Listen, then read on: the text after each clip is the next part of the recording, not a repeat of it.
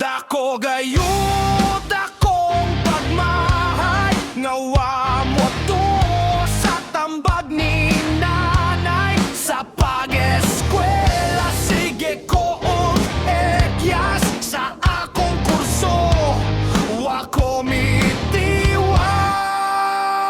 Ambot, di yun mabungan ang lakwatsa, sige inom kuyog ang barkada. Ako sa buya, puwerteng guwapaha, ako good na buntis, sukiban gasawa. Niyan naglisod sa kinabuhi kay mga kumpanya, puwerte mo pili. Mga graduado lang ang ilang dawato, nang walay diploma is na mo lang indawo. Kanindot, unta mo balik eskwela, apa na dunay anak kong dunay asawa. Ako silang pakanon